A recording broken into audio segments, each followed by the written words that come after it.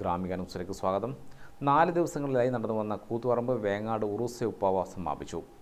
സമാപനത്തിന്റെ ഭാഗമായി സംഘടിപ്പിച്ച മതസൗഹാർദ്ദ സമ്മേളനം തലശ്ശേരി സബ് കളക്ടർ സന്ദീപ് കുമാർ ഉദ്ഘാടനം ചെയ്തു. നിരവധി പേരാണ് ചടങ്ങിൽ എത്തിച്ചേർന്നത്.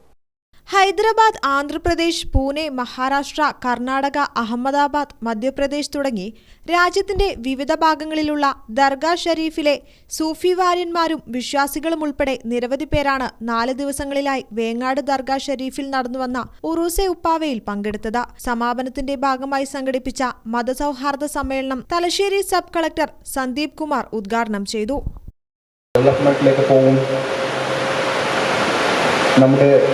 രാഷ്ട്രവും ഉച്ചഭാഗത്തിലേക്ക് പോകും.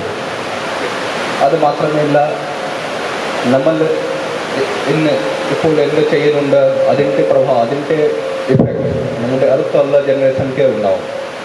അത് ഉറപ്പാണ്. അതുകൊണ്ട് നമ്മളൊരു നല്ലൊരു എക്സാമ്പിൾ സെറ്റ് ചെയ്താൽ നമ്മുടെ അടുത്തുള്ള ജനറേഷൻക്ക് വേണ്ടി നമുക്ക് ഈ കാര്യം ചെയ്യാൻ ആവശ്യമുണ്ട്. ഈ കാര്യത്തിൽ പ്രത്യേകിച്ച് ഒരു ഇനിഷ്യേറ്റീവ്, പ്രത്യേകിച്ച് ഒരു പ്രയാസം എടുക്കുന്നുണ്ട്. അതുകൊണ്ട്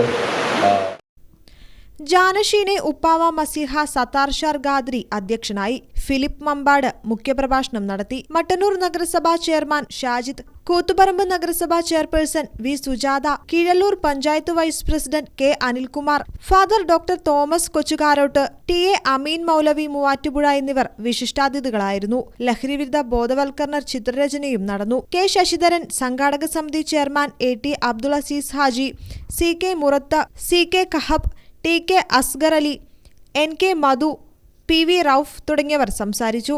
കൂത്തുപറമ്പ് താലൂക്ക് ആശുപത്രിയിൽ ആരംഭിക്കുന്ന 3ാമത്തെ ഡയാലിസിസ് യൂണിറ്റിലേക്കുള്ള ഉറൂസ് കമ്മിറ്റിയുടെ ധനസഹായം നഗരസഭാ ചെയർപേഴ്സൺ വി സുജാത ഏറ്റുവാങ്ങി. IRPCക്കും ധനസഹായം നൽകി.